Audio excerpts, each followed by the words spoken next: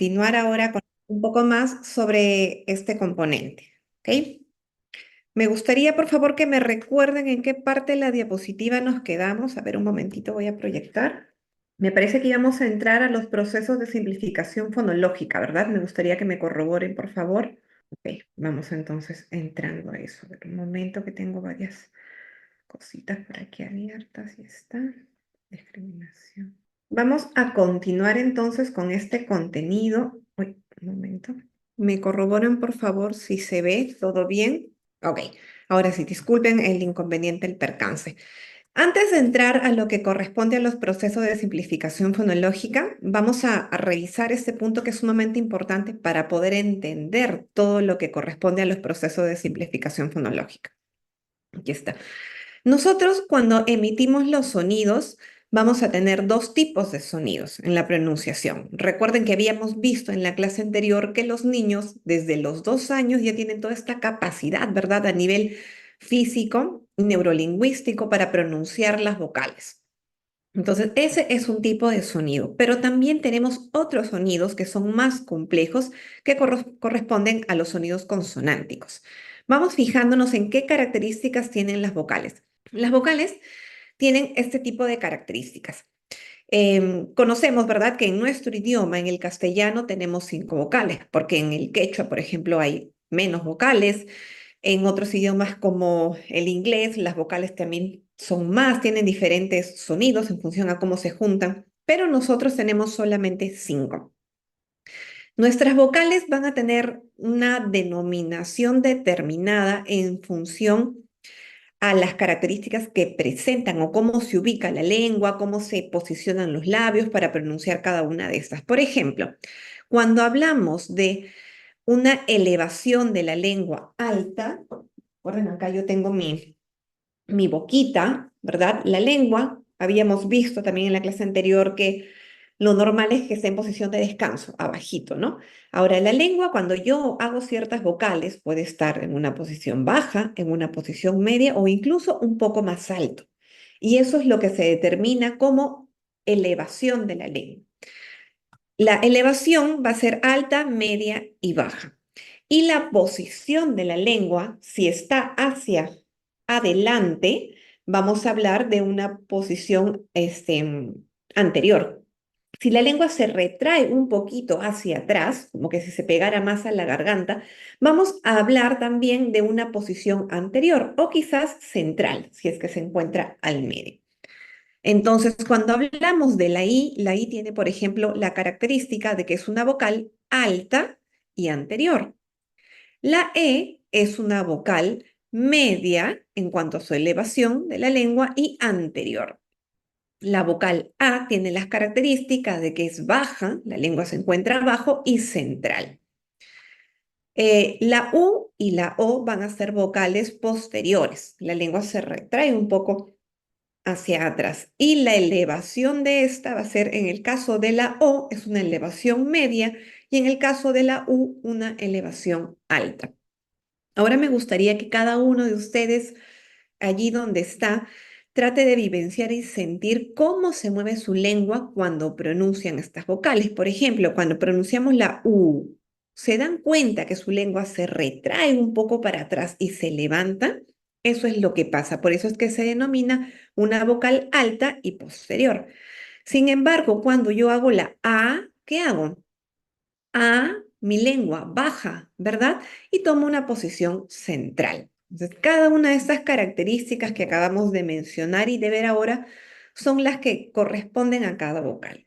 ¿Por qué es importante que nosotros las conozcamos? Porque los con dificultades muy severas a nivel de habla, vamos a encontrarnos con niños que en ocasiones no pronuncian ni siquiera vocales. Entonces, en ese sentido, para nosotros enseñarle a pronunciar bien, tenemos que saber bastante bien cómo se configura la posición de cada uno de nuestros órganos fonoarticulatorios para producir cada sonido. Y los sonidos más básicos son las vocales.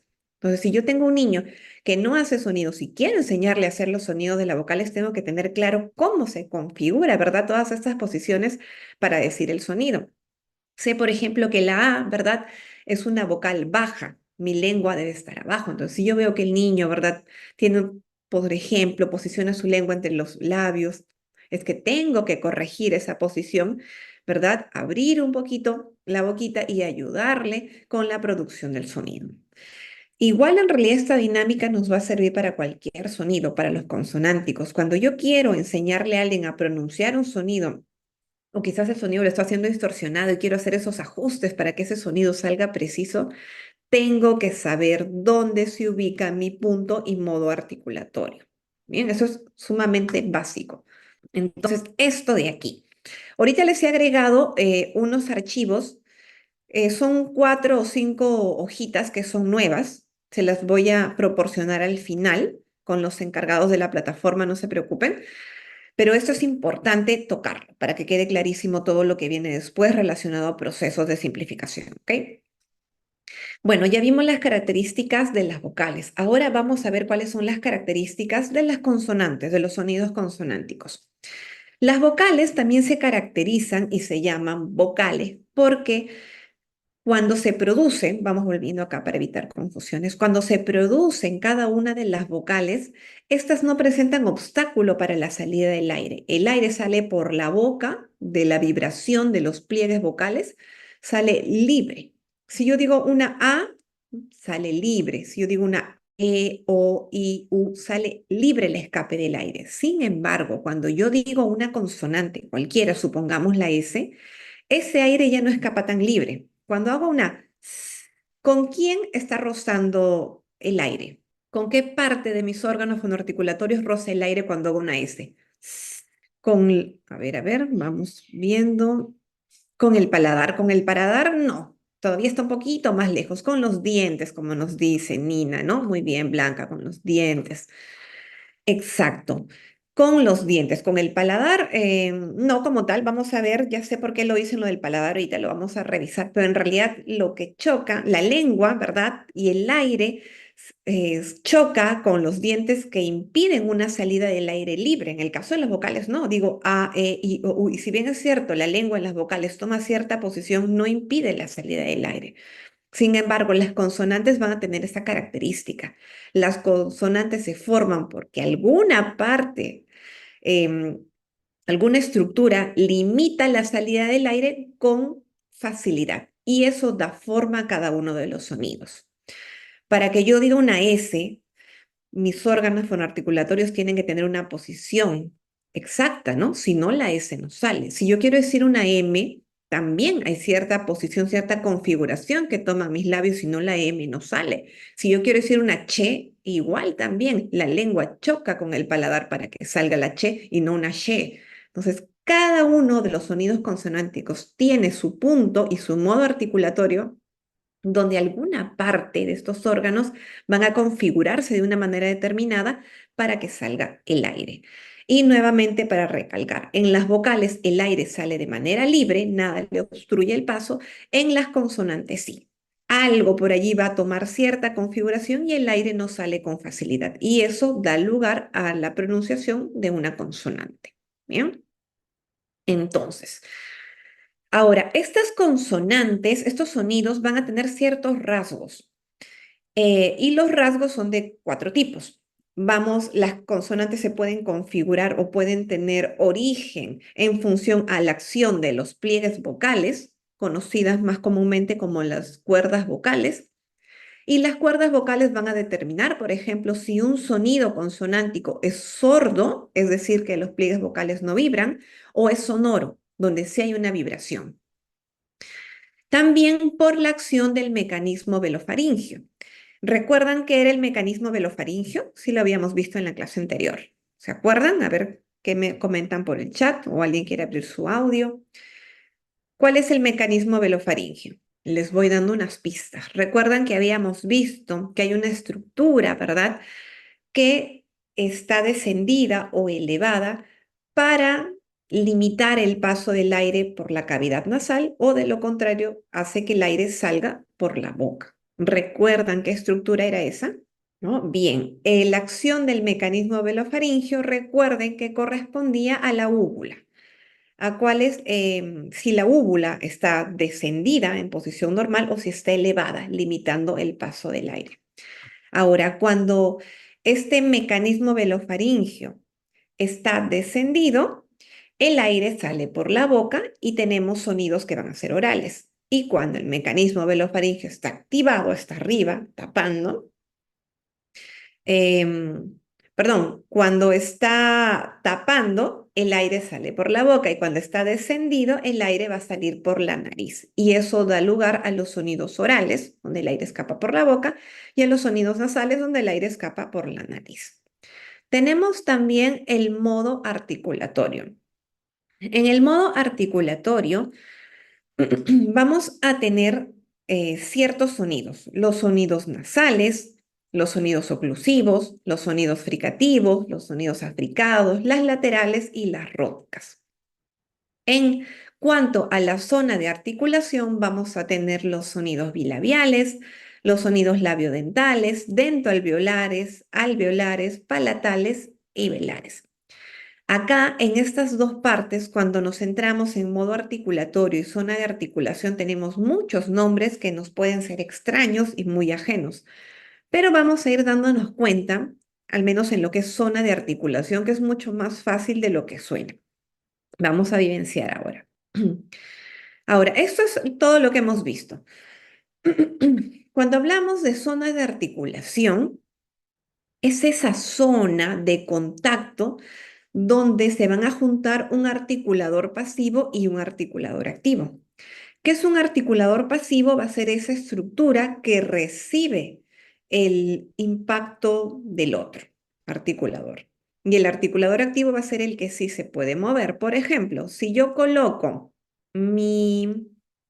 Ya, cuando yo quiero hacer una F, ¿qué movimiento hago? Hago esto, ¿verdad? Junto, ligeramente, estoy exagerando ahora un poco para que se note. Si yo digo foca, ¿qué hago? Junto mis dientes se acercan a mis labios. En este caso, ¿quién recibe? ¿Cuál sería el articulador pasivo? El que recibe el impacto del otro. Tenemos dos articuladores, ¿no? Un pasivo y un activo. Los dientes y los labios. Igual también, por ejemplo, cuando hago una R, cuando quiero hacer una R, ¿qué hago? La punta de mi lengua se va hacia la zona alveolar y ensancho mi lengua. R. ¿Cuál es el articulador activo aquí? ¿Quién se está movilizando cuando hago una R? ¿Acá? La lengua, exacto. La lengua va a ser el articulador activo, porque es el que se desplaza hacia arriba. Y el pasivo sería la zona alveolar, la zona que está detrás de mis dientes, donde coloco la punta de la lengua. Ese sería el articulador pasivo, porque recibe el movimiento de la lengua. Entonces, y ese espacio donde mi lengua se coloca, esa es la zona de articulación, la zona alveolar detrás de mis dientecitos. Luego tenemos el modo de articulación. El modo de articulación corresponde a la forma en la que va a escapar el aire según cómo se configure, ¿verdad? Toda esta parte física de los articuladores. Por ejemplo, cuando hago una S, volviendo al ejemplo de la S, el aire sale como raspado, porque es un sonido fricativo, es decir, que tiene un modo de articulación fricativa, una S. ¿Ok? En cuanto a la sonoridad, es el estado de los pliegues vocales, ¿no? Y en la resonancia es si tenemos una resonancia oral o nasal, por dónde está saliendo la corriente de aire. Esto, cada sonido consonántico de nuestro idioma presenta estas cuatro características. Cuando yo quiero describir un sonido consonántico, voy a tener que decir cuál es su zona de articulación, su modo de articulación, su sonoridad y su resonancia. Y aquí hay un cuadrito que nos va a servir de resumen. Ahora, a ver, un momentito acá. Voy a borrar esas respuestas para poder explorarlo un poquito juntos. A ver. Vamos a ver cuáles son esas zonas de articulación, que como les indicaba, es más sencillo de lo que suena, ¿no? Bilabial, labiodental, dentoalveolar, alveolar, suenan nombres muy raros, pero en realidad es mucho más sencillo. Vamos viendo este gráfico para ubicar. ¿A qué hace referencia la palabra bilabial? A los dos labios. ¿Qué sonidos en nuestro idioma son bilabiales? ¿Qué sonidos consonánticos se forman cuando junto mis dos labios? La P, la B, Muy bien, la M, excelente, ¿no? Entonces, en los sonidos bilabiales tenemos, por ejemplo, la P, la B y la M, porque esta configuración es la que hacemos, ¿verdad? Quiero decir, papá, se juntan mis dos labios. Papá son bilabiales. Mamá igual. ¿Verdad? Quiero decir, bebé también, lo mismo, se juntan. Se juntan. Es decir, que la zona de articulación de la P, de la B y de la M es bilabial. Es decir, que la P es una bilabial, la M es una bilabial, la B también es una bilabial. Luego tenemos la siguiente zona de articulación que es labio-dental. ¿Qué sonidos son labiodentales? Habíamos visto uno ya, miren. La F es labiodental. Muy bien, no tenemos otro. ¿Qué sonido es dentoalveolar? ¿Cuáles son los alveolos? Los alveolos, miren, ese es, no sé si se ubica acá. Ven mejor acá en mi boquita. Y vivencien, yo les voy señalando acá porque yo no puedo hacer y moverlo al mismo tiempo. ¿Ok? Entonces, ustedes vayan vivenciando cada uno en su propia boca. Cuando ustedes hacen un barrido con su lengua desde sus dientes incisivos superiores hacia atrás, hagan eso, suavecito en cámara lenta. Cuando terminan, inmediatamente que terminan los dientes, ustedes van a sentir un pedacito, ¿verdad? Como de encía de la parte de atrás. Y luego van a sentir como una parte más hinchadita, más infladita. Ese espacio que está entre los dientes y la parte más hinchadita es la zona alveolar. ¿Ok? Esa es la zona alveolar. En esa zona, cuando la lengua llega a esa zona, ¿qué sonidos hacemos? A ver, vivencien ustedes. ¿Qué sonidos pronunciamos cuando la lengua está allí? ¿Ok? Ahora sí, acá puede haber un poco de dificultad entre lo que es alveolar y dentoalveolar porque la zona está muy cerca, está bastante continua, ¿ya? Entonces vamos a tener, les voy copiando acá los sonidos. En la zona dentoalveolar tenemos todos estos sonidos. Perdón, en la zona alveolar tenemos estos sonidos. El sonido de la S, de la N, de la R y de la R. Y en la zona dentoalveolar, ¿ok? Tenemos la T y la D. Entonces, los sonidos dentoalveolares son la T y la D. Y los alveolares son estos 5 sonidos que les acabo de indicar. Bien, la L, la R, la R, la S y la N. Luego tenemos los sonidos palatales. La zona palatal corresponde a la parte del paladar que es más dura. Cuando ustedes también deslizan su lengua, ¿no? O con su lengua vivencien. Hay una parte del paladar que es dura, pero cuando ustedes llevan su lengua un poco más atrás, van a sentir que es más suave. Por favor, traten de percibir esa diferencia que les indico. Hasta esta parte de arriba está duro, pero conforme vas más atrás, sientes que está más suave. ¿Pueden sentir eso? La zona dura del paladar va a ser la zona, va a ser lo que va a dar origen a estos sonidos palatales. ¿Qué sonidos palatales tenemos? Cuando ustedes colocan su lengua arriba, que no necesariamente es en puntita, la lengua toma formas bien extrañas también, bien curiosas. La J no, la J está un poquito más atrás, en la zona velar, que es un poco más suave. En la zona palatal tenemos 3 sonidos. A ver, yo les digo los sonidos y ustedes me van diciendo si es con la parte dura del paladar o la parte suave. El sonido de la K, lo que corresponde a un sonido de una C o de una K. Cuando digo cama, ¿está en la parte dura o en la parte suave? El sonido K, ¿hacia dónde se dirige su lengua? ¿Qué dicen? No, está un poquito más atrás, parece, ¿no? Pero está en la zona más suave, que sería velar. ¿Qué En dicen? en el palatal sería. Sería en la zona velar. El sonido de la K, de una C, de una K, está en la zona velar. Vamos a ver, el sonido de la che, de chancho, choza, coche. ¿Dónde está el sonido de la ch? ¿En la zona dura o en la zona suave? En la dura. Dura, exacto, que sería en la zona palatal. Bien. El sonido de la Y, cuando digo yate, yoyo, cayó, ¿está en la zona dura o en la zona suave? En la dura, exacto. El sonido de la ñ, cuando digo mañana, ¿está en la zona dura o en la zona suave? Ñaña, ñusta. ¿Dónde está el sonido de la ñ? Parte dura, parte suave. ¿Qué dicen? En la dura, Exacto. Entonces tenemos tres sonidos palatales, que son la che, la y y la ñ. El resto de sonidos son velares. Ahorita los copio. El sonido de la J, ¿verdad? Que me decían, puede parecer, pero no, si se dan cuenta, cuando hacemos jarra, se va hacia atrás, a la parte velar, que está un poquito más suave. El sonido de la casa, Carla, camote, cama, también se va hacia atrás. Igual también el sonido de la G. Cuando dices gato, gorro, gasolina, también esa lengua se va hacia la zona velar. Entonces, dependiendo hacia dónde se dirige la lengua, en este caso, vamos a tener que la zona de articulación es bilabial, es labiodental, alveolar, palatal y velar. Entonces, si lo vivenciamos es un poco más sencillo. Ya sabemos por dónde se van originando estos sonidos. Donde podemos tener un poco de confusión es en estos dos, en los dentoalveolares y los alveolares, un poco por la proximidad, ¿no? Luego vamos a tener el modo de articulación. Acá también voy a hacer que vivencien un poquito para que se vayan familiarizando con todo esto, porque todo esto que estamos viendo, uno tiene que manejarlo de memoria. Es familiarizarse con todo eso, ¿no? Un poco sentir cómo se da en tu cuerpo. Entonces, ahora vamos a ver lo que corresponde al modo de articulación.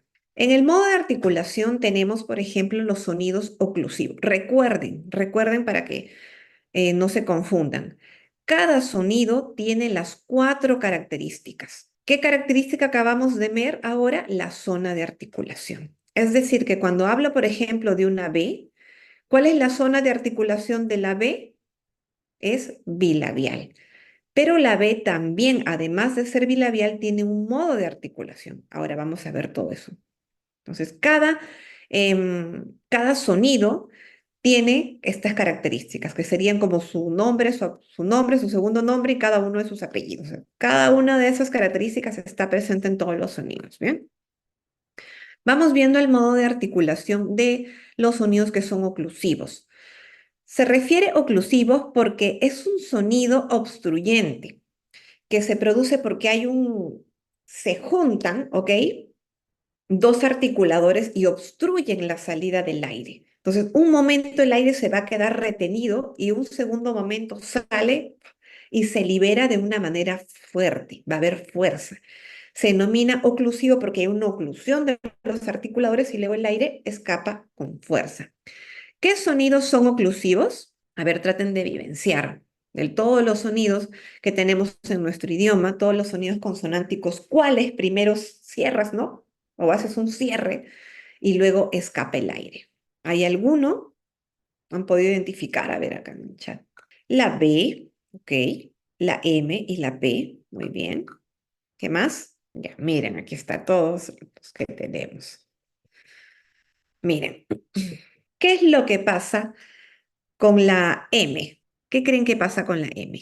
Ahí lo pongo un poquito más grande. Miren, en la P hay este cierre bilabial, ¿verdad? Hago fuerza y luego el escape del aire. En la B, exactamente lo mismo. Hay un cierre y luego hay un escape del aire. ¿Qué pasa en la M? Ma.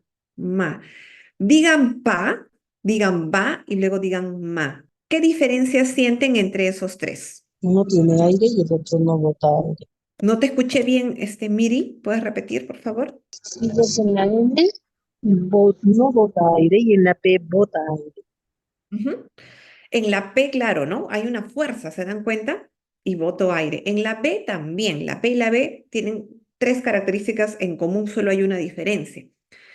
En la M, si bien es cierto, estamos haciendo una oclusión, no hay ese escape del aire por la boca, porque yo puedo decir y no estoy abriendo la boca y el sonido está ahí, ¿se dan cuenta? El sonido sale, está escapando. Yo no puedo decir, por ejemplo, una P con la boca cerrada. Necesito explotar el sonido y luego juntarlo con una vocal. Esa es la diferencia. Entonces, la P y la B sí son oclusivas, pero la M no. La M tiene otro modo, junto con la N, que ahora lo vamos a ver. ¿Qué otras oclusivas tenemos la T? Para la T y la D, que son muy similares, también es lo mismo. Hay un primer momento de punto de contacto, ¿no? Donde hay una fuerza y luego escapa el aire. Y para la G y el sonido de la K es exactamente lo mismo. Hay primero se junta la lengua cerca del paladar, ¿verdad? Hacia atrás, en la zona velar, perdón. Se junta y luego expulsas el sonido. Por eso son oclusivas, porque se juntan y luego sale y suelta el sonido. Bien. Las fricativas, que ya les adelanté un poquito, se producen porque el escape del aire, cuando se realiza ese escape del aire, raspa, ¿verdad? Como que este, raspa un poquito con algún articulador. O sea, se produce al forzar el aire a través de un canal estrecho. Y se da como un pequeño rasponcito, ¿no? Creado por la aproximación de dos órganos articulatorios. Tenemos tres sonidos fricativos. ¿Cuáles son nuestros sonidos fricativos? Ya mencioné uno, ¿se acuerdan? Dos se La mencionó, dos. F, La F, correcto. La B no. La F, la S también, muy bien. Y nos falta, uy, perdón, sin querer le di clic al... Ya. Sí se ve mi diapositiva, ¿verdad? Ya tenemos la F, la S, la Y esas. Me falta una. La Z. Lo que pasa es que para nosotros, para nuestro idioma, aquí tenemos la F, la S, la Y, perdón, la J. Lo que pasa es que para nuestro idioma, nosotros no diferenciamos una S de una Z, no es un sonido contrastivo. Para nosotros, la S y la Z se pronuncian igual. En el caso de España sí pronuncian diferente una S de una Z, nosotros no. Para nosotros no decimos zorro, nosotros decimos zorro, igual que casa, que zapato. Entonces, la S y la Z tienen diferentes grafías, pero el sonido es el mismo. A nivel de pronunciación es lo mismo. Entonces, la fricativa sería el sonido S. Ojo también acá, que no hice esa aclaración. Estas no son letras, ¿ya? Estos son sonidos.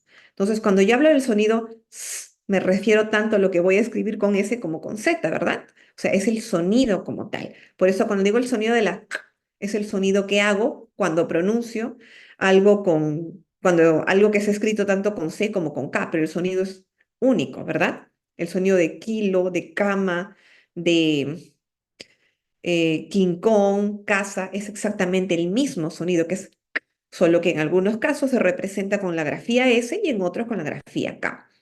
Tula, adelante. Tu audio está cerrado. Si es que estás hablando, tu audio está cerrado. No se escucha. Buenas tardes, Miss. Disculpe, algo que dijo usted hace poco, si bien es cierto, nosotros pues no pronunciamos o no hacemos la distinción al hablar entre la Z y la S, pero cuando enseñamos, en este caso en el aula, al menos, ¿no? Yo casi siempre he trabajado con primeros grados. Entonces, lo que hacemos para que desde pequeños los niños tengan que distinguir bien la S de la Z, tratamos de enseñarles las palabras de acuerdo a la pronunciación exacta de cada una de estas, ¿no? Entonces, si bien es cierto, no todos tenemos ese hábito, no nos caracterizamos, sin embargo, pero sí podíamos enseñarlos como debe ser, ¿no? Para que por lo menos al momento de que ellos escriban, pues sepan, ¿no? Es muy diferente cuando yo le dicto a mi alumno y le digo, ¿no? A mi estudiante, a ver, te estoy diciendo sapo, ¿no? Entonces, a decirte zapato, entonces él, a raíz de que escucha, él ya sabe, y no es necesario de que me pregunte si es con Z o con S porque le estoy dictando, le estoy enseñando, ¿no? Entonces, igualito entre Entiendo tu punto. la B y la B, ¿no? Que son, bueno, Está bien. Entiendo tu punto, Tula, muchas gracias. Sin embargo, no es adecuado, quizás sea una estrategia que usas dentro de aula, pero en el habla nosotros no hablamos zapato ni sapo. Entiendo que por un tema, ¿no?, de pedagógico puede ser una estrategia, pero en el habla no es nuestra habla, no corresponde a nuestra realidad. Ahora, ¿qué pasa? Que la lectoescritura es otro proceso, que si bien es cierto, se basa en el lenguaje, es otro proceso diferente. Y en lo que es ortografía, la ortografía solamente se aprende, no se aprende escuchando, la ortografía se aprende leyendo y ante la repetición. Entonces son dos aspectos muy diferentes.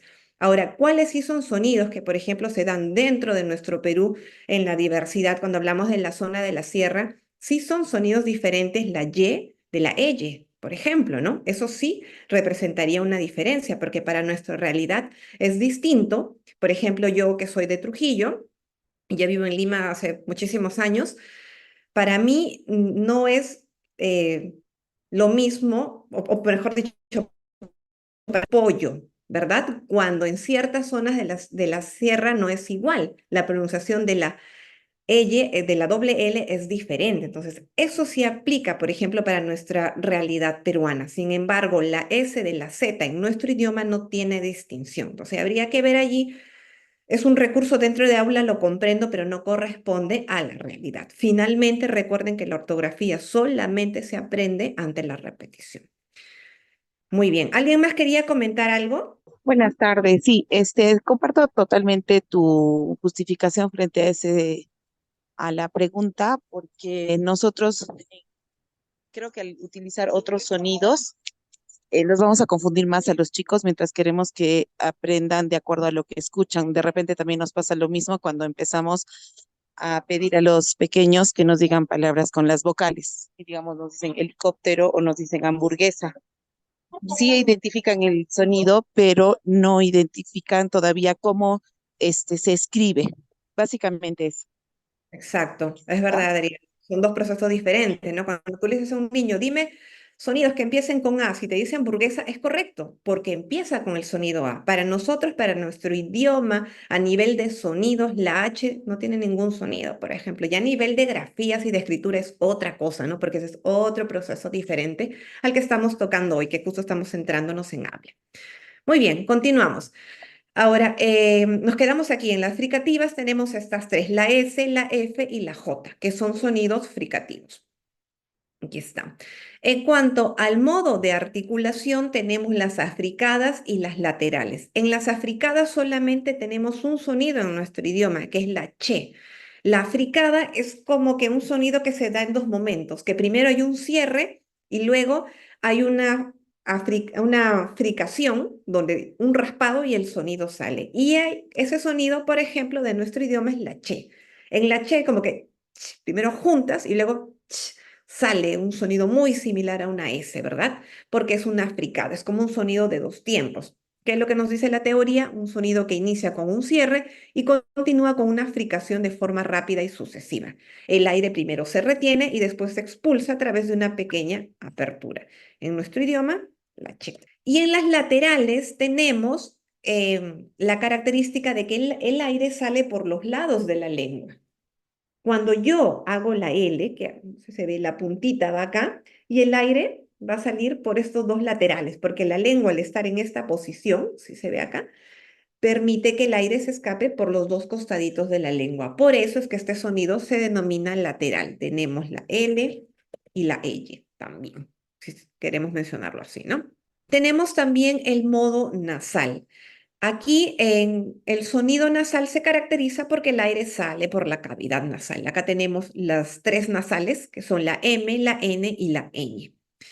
Y en las róticas van a ser esos sonidos que hacen vibrar la punta de la lengua cuando se produce. Hay un golpe que puede ser un solo golpe, ¿ok? O puede haber varios golpecitos, ¿no? En este caso vamos a tener la rótica percusiva y la rótica vibrante. Percusiva porque hay un solo golpe y vibrante porque son varios golpes repetidos. Entonces, estos son los modos de articulación. Y ahora me doy cuenta, por ejemplo, vamos acá con la P. Cuando hablo de una P, y me voy aquí a las características, ¿qué digo? Por su zona de articulación, ¿cómo es la P? ¿Se acuerdan? ¿Qué característica tiene por su zona de articulación? Es una bilabial. Por su modo de articulación, es una oclusiva. Entonces, cuando hablo de una P, estoy hablando de una consonante que es bilabial, oclusiva, sorda, porque su sonoridad es sorda, y su resonancia es oral.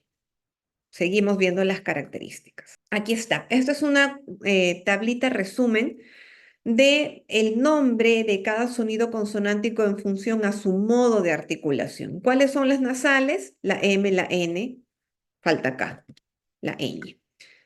¿Cuáles son oclusivas? Todas las que el aire sale de manera brusca por la boca, ¿no? La P, la T, la K, la B, la D, la G. Las fricativas son estas, las africadas, que primero hay una obstrucción del aire, la ch, las laterales y las róticas. Ahora, por su sonoridad, solamente tenemos dos tipos, que puede ser sorda o puede ser sonora. Sorda porque cuando estos sonidos se emiten no hay una vibración de los pliegues vocales. Cuando nosotros hablamos, nuestros pliegues vocales que son así, comienzan a juntarse y a separarse y causan una vibración. Y cuando son sordas, esta vibración, nosotros podemos sentir acá en la garganta una vibración consistente. Por ejemplo, pongan su manito en su cuello y digan, papá, ¿sienten que se mueve un poquito? Papá se mueve un poco. Sin embargo, cuando dicen babá, sienten que vibra como un ronroneo. Babá, esa es la sonoridad de los pliegues vocales. Sordas cuando no hay una vibración y sonoras cuando hay esta vibración y se percibe incluso. Entonces, ¿cuáles van a ser sordas? La P, la T, la K, la F, la S, esta es la J, ¿ya? Y la Ch. ¿Y cuándo van a ser sonoras? No tenemos X, sino que es la representación a nivel fonético, lo pongo con J mejor. ¿Y cuándo son sonoras? Cuando se hay una vibración de los pliegues vocales. La B, la M, la D, la G, la N, la ñ, la Y, la L, la R y la R, que van a ser sonoras. ¿Bien? Entonces, por la sonoridad pueden ser sordas o pueden ser sonoras. Y finalmente tenemos también por el tipo de resonancia, ¿no? Según la acción del mecanismo velofaringeo, recuerden que hablábamos de la úvula, pueden ser nasales, que serían estas tres nasales, la M, la N y la ñ, que la resonancia nasal se dan cuenta que coincide también con el modo, aquí está, con el modo de articulación nasal, también la resonancia nasal, y la resonancia oral. ¿Quiénes serían orales? Todas las que no son la M, la N y la ñ. Todas las demás serían orales. Entonces, es verdad, bastante información, pero sí revisen esto, no vivencien ustedes mismos, traten de familiarizarse con esta información porque sé que es nueva y puede ser un poco compleja. Entonces, cuando yo describo una consonante, tiene estas cuatro características, mira, que hemos visto. Perdón, acá están. La zona de articulación, el modo de articulación, la sonoridad y la resonancia también. Por eso, por ejemplo, la B, oclusiva, bilabial, sonora, oral, la B. Oclusiva, bilabial, sorda, oral, la P. ¿Qué nos damos cuenta? Que la P y la B tienen tres rasgos similares. Tienen la zona de articulación, es la misma, coinciden. Su modo de articulación también. Su resonancia también. ¿En qué no coinciden? En la sonoridad de los pliegues vocales. ¿Y por qué es importante esta información? Porque cuando uno realiza una evaluación y manejamos todo esto, es donde encontramos por qué o qué es lo que está pasando con un niño cuando no pronuncia adecuadamente. Si tengo un niño, por ejemplo, que siempre confunde la P con la B, ¿qué está ocurriendo? Probablemente esté teniendo dificultades al identificar la sonoridad. Acá está el error. Por eso es que confunde una con otra. A ver, ¿qué más puede ser? Supongamos un niño. A ver qué sonido. En la che. Que esa che, en lugar de decir chancho, te dice chancho, ¿qué es lo que está pasando? Bueno, el modo de articulación no es el adecuado, ¿verdad? Porque este modo que debería ser africado con fuerza y luego un raspado no lo está haciendo con la fuerza adecuada. Está haciendo solamente una especie de raspado. Por eso, en lugar de decir chancho, dice chancho. Hace el sonido más similar a una S, es decir, que le falta aplicarle fuerza. Entonces, muchas veces entender de dónde surge la dificultad que tiene el niño va a ser examinando cada una de estas 4 características que tienen todos los sonidos consonánticos. Fácil no es muy fácil que digamos, ¿no? Requiere manejar toda esta información, familiarizarse con ella y después hacer los diversos análisis. ¿Tienen alguna pregunta hasta esta parte antes de continuar? Entonces continuamos. Ahora sí vamos a entender mucho mejor todo lo que corresponde a los procesos de simplificación fonológica. En los procesos de simplificación fonológica van a ser esas formas naturales que tienen los niños de simplificar el habla adulta, finalmente para pronunciarla.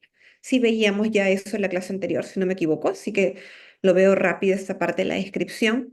Por ejemplo, ¿no? En lugar de decirte lavadora, te dice la Dora en lugar de lavadora. ¿Qué hizo? Simplificó, ¿no? Le quitó una sílaba, pero finalmente emitió el habla. Entonces, esos procesos donde simplificas el habla y va a ser simplificada de diversas maneras, es lo que corresponde a un proceso de simplificación fonológica. ¿Por qué estos procesos son naturales? Porque los chicos los realizan a lo largo del desarrollo de su lenguaje.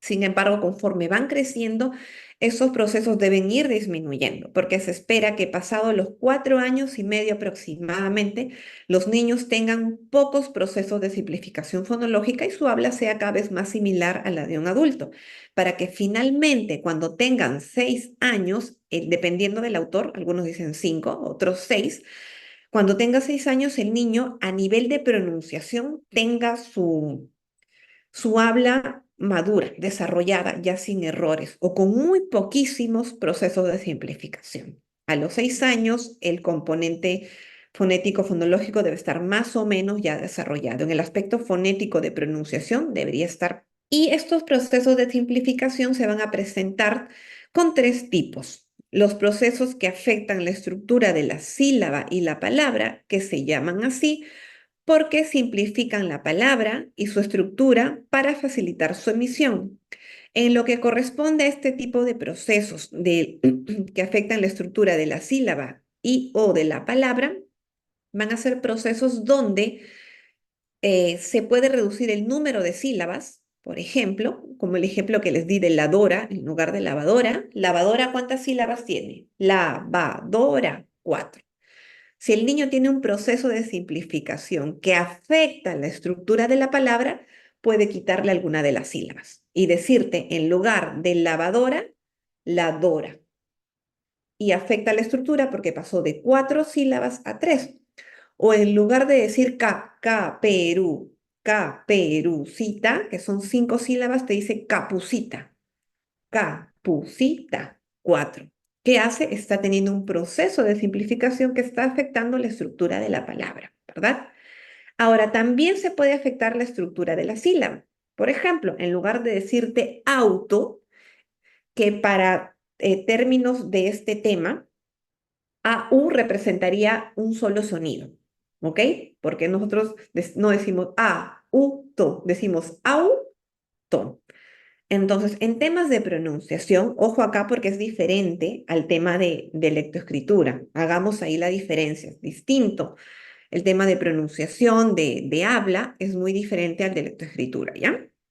Entonces, supongamos que, no supongamos, cuando nosotros decimos auto, juntamos estos dos sonidos de la A y la U en un solo golpe. Auto. Ahora, cuando el niño tiene un proceso de simplificación que afecta la estructura de la sílaba, puede omitir uno de esos sonidos vocálicos. ¿Y qué te dice? Te dice ato. Ato. ¿Tiene 2 sílabas? Sí, tiene 2. O sea, la palabra no se está afectando, pero sí se está afectando la sílaba como tal, porque le está simplificando.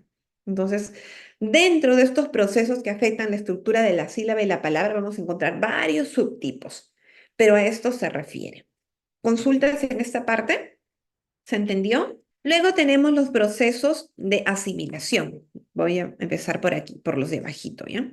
Los procesos de asimilación van a ser esos procesos donde se cambia un sonido para hacerlo igual a otro sonido que se encuentra en la palabra. Esto lo vamos a entender un poco más cuando veamos los ejemplos. Y los procesos de sustitución es cuando sustituye o cambia un sonido por otro. Vamos a ver cada uno de sus tipos para entenderlo mejor. Hay una pregunta, me parece, en el chat. Ok, el tema de la escritura, la lectoescritura, la ortografía corresponde a otra área. Ahorita estamos enfocándonos en el área del lenguaje. Yo no soy especialista en aprendizaje, no te podría dar mayores pautas, yo soy especialista de lenguaje y habla. Entonces, ahora, ¿en qué manera ayuda el lenguaje a cómo escribe un niño? Porque un niño escribe conforme habla, ¿no? Muchas veces, no siempre, la mayoría de los casos, no siempre, ojo, pero en la mayoría de los casos un niño que te pronuncia, por ejemplo, dojo en lugar de rojo, te va a escribir dojo también cuando escribe, si sus dificultades son a nivel fonológico. Si te dice, no sé, está frío, en lugar de está frío, también va a escribir frío. Entonces, el tema del habla, de todo este componente fonético, fonológico y cómo afectan los trastornos fonológicos, sí van a afectar a la escritura del niño. Entonces, un primer momento sí es cerrar bien la intervención en toda esta etapa para que posteriormente, cuando el niño ya esté más grande y pase la etapa de lectoescritura, tenga bases mucho más sólidas. Bien, este cuadro también es un poco para que recuerden cómo se denominan los sonidos por la zona de articulación. ¿Por qué? Ahora vamos a ver por qué. Muy bien. Hay un primer tipo de procesos que acabamos de indicar que se denominan procesos relacionados a la sílaba y a la palabra. ¿Qué ocurre con estos procesos? Lo que les decía, ¿no? Se limita, se reduce la estructura ya sea de la palabra o se simplifica a nivel de sílaba. Perdón. Y estos procesos van a tener sus subtipos. Por ejemplo, vamos a tener un proceso que se llama omisión de ataque silábico. ¿Qué quiere decir? Consiste en que el niño o el adulto, no sé, omite un sonido que está al inicio de la palabra. Por ejemplo, en lugar de decirte camisa, te dice amisa. Puede haber un sinfín de ejemplos más porque el habla de cada persona es particular. Cada niño puede cometer errores diferentes, ¿no? Cuando está en este proceso de adquisición o cuando tiene alguna dificultad a nivel de pronunciación. Pero una omisión de ataque silábico consiste en eso, que el primer sonido con el cual debe empezar una palabra lo omite, no lo dice. En lugar de camisa, te dice amisa. En lugar de, no sé, farol, te dice arol, por ejemplo, ¿no? Arol. O otro más intuitivo que puede ser. En lugar de luz, te dice, llegó la us, ¿no? Entonces, ¿qué está haciendo? Está teniendo una omisión de ataque silábico. ¿Qué más? Si alguien tiene ejemplos de algún niño que se les hace familiar con algún niño que hayan escuchado este tipo de proceso, les agradecería que vayan escribiendo en el chat. Mientras vamos viendo, tenemos otro proceso que se llama omisión de coda silábica. La coda silábica, si lo habíamos visto, ¿verdad? Me parece, es cuando un sonido consonántico está junto a otro sonido consonántico. Por ejemplo, a ver acá en el chat. Aña. En el caso de Aña, no está teniendo una omisión de ataque silábico, porque el ataque silábico hace referencia al inicio, el sonido con el que empieza la palabra. Sí se parece, pero ahí no es ataque todavía. La coda silábica es cuando omite algún sonido que esté en posición de coda silábica. Por ejemplo, en lugar de decir pantalón, te dice patalón.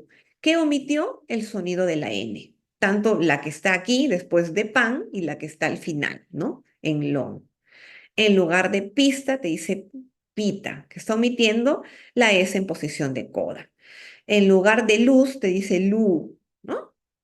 Esa es una omisión de coda silábica. A ver si pueden ir escribiendo en el chat también algunos ejemplos de omisión de coda silábica. Ahí todavía, ahí exacto, allí en tren, cuando dice tren, no hay una omisión de coda silábica, ahí hay una simplificación de grupo consonántico. Ahorita lo vamos a ver, porque el T más R es un solo sonido. ¿Ya? Ahorita lo vamos a ver, ¿se parecen? Sí, se parecen, son similares. Tenemos también la omisión de elementos átonos. ¿A qué hace referencia la palabra átono? A que no tiene fuerza de voz, ¿verdad? A que no tiene polola. ¿Qué significa polola? ¿O qué quiso decir, por ejemplo, cuando dijo polola? Sonia, a ver si le escribes, por favor. Profesora, no, allí no hay. A ver, vamos viendo, ¿ya?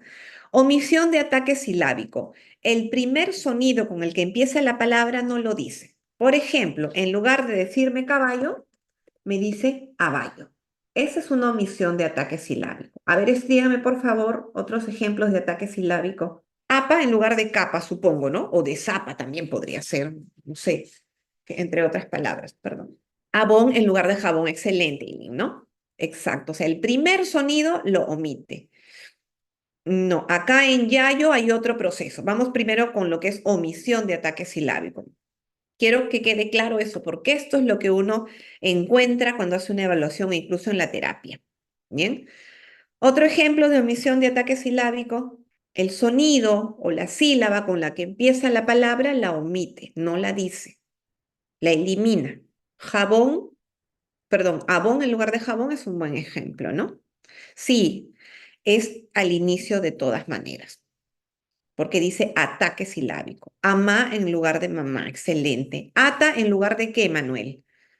De pata, supongo, ¿no? O de rata también. O sea, sí, en cualquiera de estos casos, ata también correspondería a una omisión de ataque silábico. Excelente. Muy bien, ahora ya quedó claro.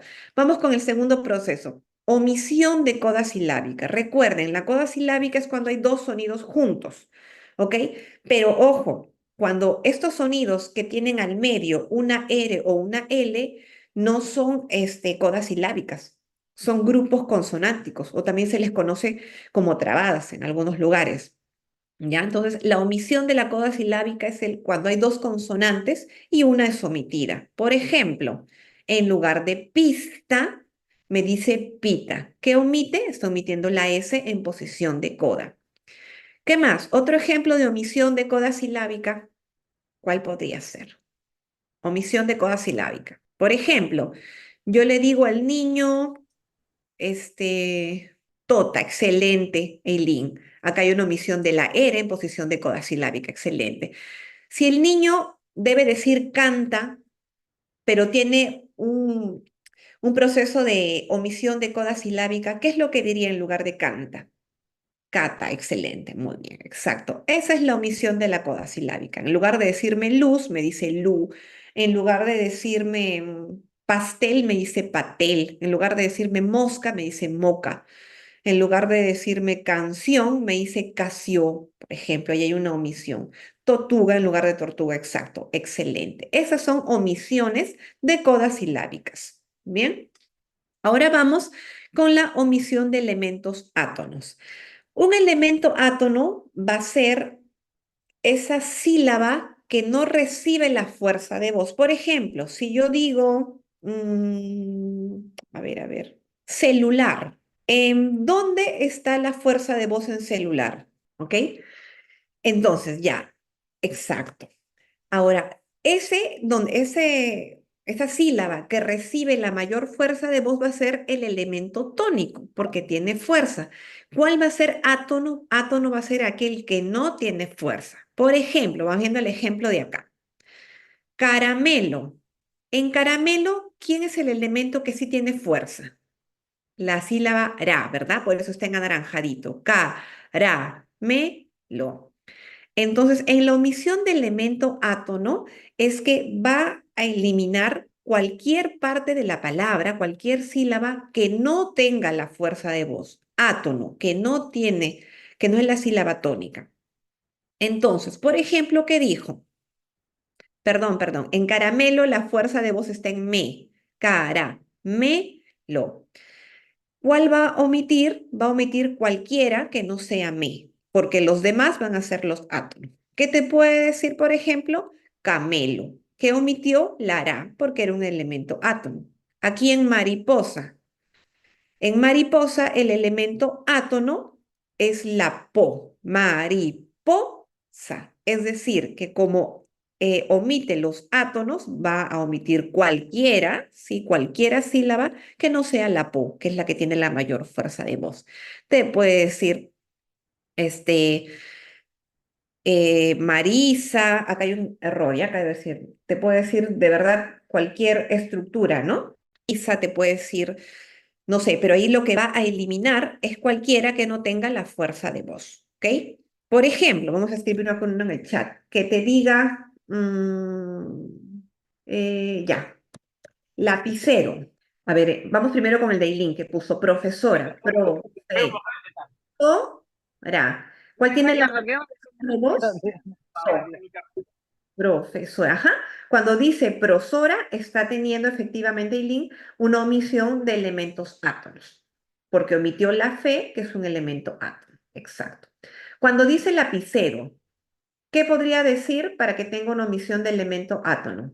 Lapiro, lacero, porque la mayor fuerza de voz está en la C, pero como ese es átono, ese se queda, ese es tónico, perdón, se queda allí. Átono, cualquier otra parte. ¿Ya? Entonces ahí es un poquito para revisarlo. Y en la omisión de la sílaba tónica, acá corrijan, ¿ya?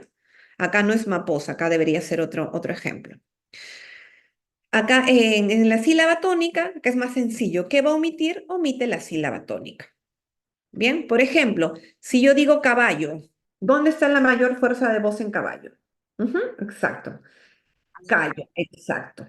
El incallo sería un elemento, una omisión de elemento tónico, ¿no? Vamos con los otros. Luego tenemos la simplificación de diptongo. Esto ya les adelanté un poco. ¿Qué hacen la simplificación de diptongo? Cualquier diptongo, la unión de dos vocales, la, em, la simplifica y elimina uno de los sonidos vocálicos. Por ejemplo, en lugar de decir auto, dice ato. En lugar de decir pie, te dice pe. En lugar de decir jaula, te dice jala. A ver, ¿qué otros ejemplos de simplificación de diptongos me pueden poner? En la palabra dinosaurio, ¿cómo se daría una simplificación de diptongo? Miren, la palabra dinosaurio hay dos diptongos. Con que simplifique uno, ya está teniendo una simplificación de diptongo. ¿Qué podría decir? Dinosaurio, etc. Ajá, allí habría una simplificación del diptongo. O si te dice dinosaurio, también, porque ya estaría simplificando la I. Excelente. Eso es una simplificación de diptongo. Luego tenemos la metátesis. En este proceso hay una inversión de los sonidos. Cambia el orden de los sonidos, pero sí es importante que estén todos, solamente que los cambia. En lugar de decir chocolate, dice cocholate. Es lo que corresponde a una metátesis. Estoy segura que han escuchado eso a veces en los pequeñitos. Igual en murciélago. En murciélago, cuando te dice murciégalo, también comete una metátesis, porque cambia el orden de los sonidos. ¿Han escuchado algún otro ejemplo de metátesis quizás en alguno de sus niños, de sus casos? Estógamo también, exacto, excelente. Eso es una metátesis, un proceso de simplificación fonológica. En epéntesis es la adición de un sonido vocálico. Por ejemplo, en lugar de decir clase, dice clase.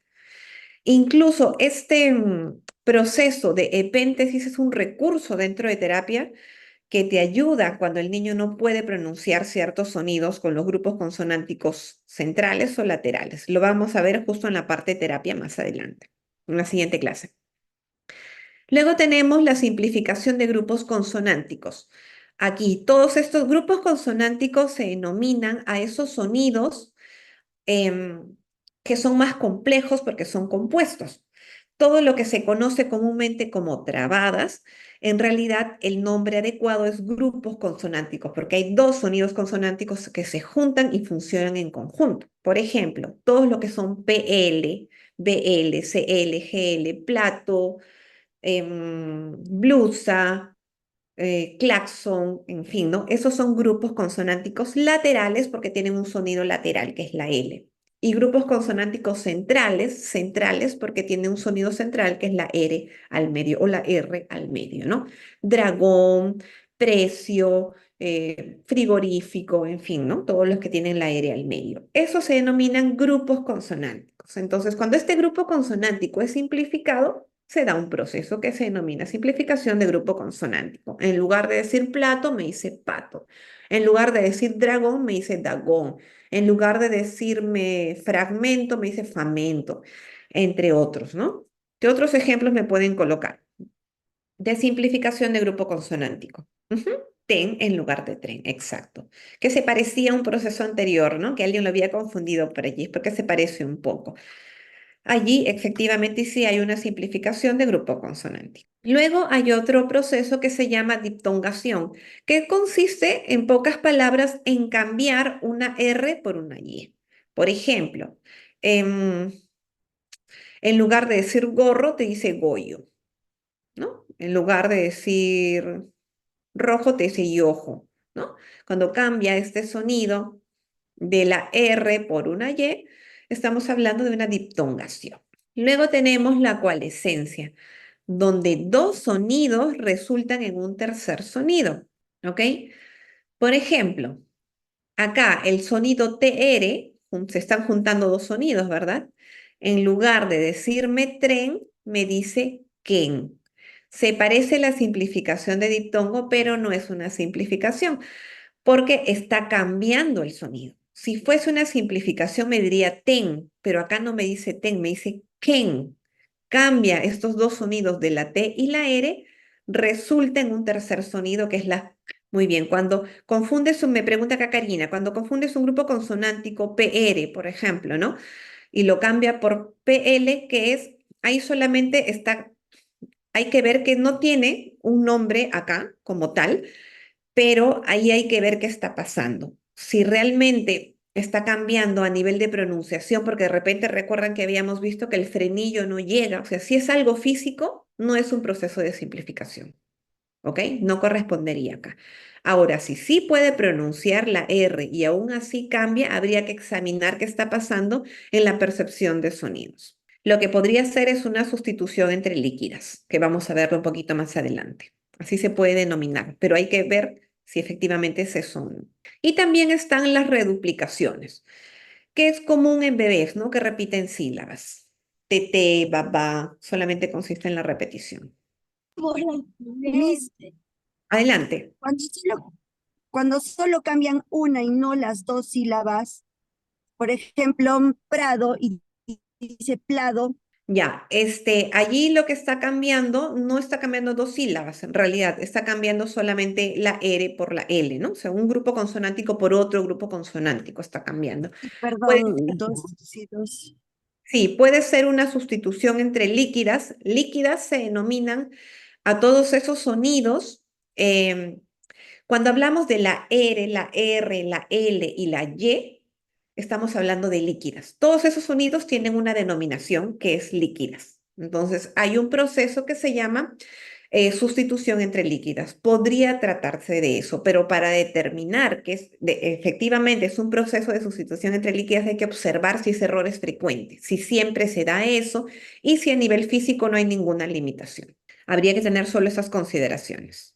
Ya hemos cerrado con todo lo que corresponde a los procesos relacionados de la sílaba y la palabra. Como se dan cuenta, hay varios tipos, ¿no? Y todo eso se examina. Se analiza para ver si hay un patrón de error. ¿Por qué es importante? Porque todos estos que acabamos de ver ahora, luego vamos a ver los siguientes, son un indicador también de qué tan severa puede ser la dificultad que tiene el niño a nivel fonológico. Se espera que a nivel evolutivo los primeros procesos que el niño vaya superando son los procesos relacionados a la estructura de la sílaba y la palabra. Son los primeros que desaparecen. Luego quedan los de sustitución y asimilación. Entonces es un indicador. Si cuando yo examino veo que tiene muchos procesos de este tipo y el niño ya tiene 4 o 5 años, tengo que estar atento porque puede tratarse de algo que requiera mucho apoyo, ¿no? Luego vamos a tener el otro tipo que son los procesos de sustitución. A ver, vamos primero con los de asimilación. Vamos con estos primero, ¿ya? Vamos a ver los procesos de asimilación que pueden ser un poquito difíciles. En realidad, para hablar, para entender los procesos de asimilación, para poder tenerla bastante clara, tengo que manejar muy bien y aprender todo lo que habíamos visto de los rasgos distintivos un poquito antes. Lo que vimos hace unos minutos cuando hablábamos del punto y modo articulatorio, de los rasgos, ¿verdad? De de la zona de articulación, el modo de articulación, la resonancia. Si yo manejo bien todo eso, los procesos de asimilación los voy a entender. Si no, me va a ser muy difícil comprenderlo. No muy difícil, lo puedo comprender, pero no lo puedo manejar, no lo voy a tener aquí, voy a tener que revisar mi tablita. Entonces, luego que revisan su tabla, ya poco a poco se van a ir familiarizando. Veamos entonces los procesos de asimilación. Tenemos un proceso que se llama asimilación vocálica. ¿Qué ocurre aquí? Una vocal que está presente en la palabra se asimila y se cambia por otra. Por ejemplo, el niño, en lugar de decirme camello, me dice camayo. ¿Por qué? ¿Por qué? Porque en esta palabra tengo tres vocales presentes, ¿verdad? La A, la E y la O. Entonces yo examino acá. ¿Qué dijo el niño? Camayo. Se equivocó acá y me pongo a examinar y digo, ¿esta vocal está presente en la palabra? Sí, ¿verdad? Está aquí. ¿Qué es lo que ha hecho? Que el niño ha asimilado este sonido y lo ha repetido y lo ha cambiado. Por eso se llama asimilación vocálica, que asimiló una vocal y la repitió. ¿Qué más? Bicicleta, ¿qué dice bicicleta? Y comienzo a examinar qué vocales hay acá, la I, la E y la A. Bicicleta, acá falta una C, ¿ya? Bicicleta, debe ser bicicleta, el error estuvo acá. Ahora, ¿esta I está presente en la palabra? ¿Qué dicen? Sí, ¿verdad? Es decir, que asimiló, cualquiera de estas Is, la asimiló y la repitió acá. Está teniendo una asimilación vocálica. ¿Ok? Eso es lo que corresponde a una asimilación vocálica. Vamos a ver ahora los otros tipos de asimilación. ¿También es con omisión o solo se repite? Ah, lo que pasa es que pueden pasar dos procesos en una palabra. ¿Ok? Puede tener una omisión y también, este proceso, ¿te refieres Sí, si... disculpe, buenas tardes. Me refiero a bicicleta porque dice bicilita. No, acá como dije, faltó Ah, la ya. C. Ah, ya, disculpe. Así, faltaba la C. Ah, Está ya, mal. Ujú. ah, ya, disculpe. Gracias. Luego tenemos, esto es una asimilación vocálica. Ahora vamos a ver la asimilación nasal. Vamos a ver qué ocurre aquí en la asimilación nasal. En lugar de decirme dame, me dice mame. Entonces, ¿qué hago? Yo comienzo a examinar. ¿Dónde estuvo el error? Acá. Y me pongo a pensar, ¿esta M está presente en la palabra? ¿Qué dicen? ¿Está presente en la palabra? Sí, ¿no? Está aquí. Entonces, ¿qué repitió la M? Y me pongo a pensar, ¿qué rasgo tiene la M? Es una nasal. Entonces, lo que está teniendo aquí es una asimilación nasal. Aquí, si se dan cuenta, les he puesto cuáles son las nasales para que se acuerden, para que no estén yendo hasta la tablita. Por ejemplo, en lugar de carbón me dijo cambón. Yo examino. ¿Cuál es el error? La M, ¿verdad? La M es el error, porque acá debería haber una R. Y me pongo a pensar, ¿qué rasgo tiene esta M? Es una nasal. ¿Hay otra nasal en la palabra? ¿Hay otro sonido nasal en la palabra? Sí, la N, exacto. Eso quiere decir que como esta es una nasal que él ya domina, o sea, el niño no lo piensa, es lo que ocurre automáticamente, pero como le es más fácil pronunciar una N, su sistema fonológico asimiló este sonido y lo puso acá, o este rasgo nasal lo puso acá. Por eso cambió, en lugar de carbón, dijo cambón, que está teniendo una asimilación nasal. Bien, vamos con otro. Asimilación bilabial. Asimila una bilabial cercana y lo coloca. Por ejemplo, zapato, ¿qué dijo? Zapapo. ¿Dónde está el error aquí? Y me pongo a examinar. ¿Qué rasgo tiene esta P? Es una labial, ¿verdad?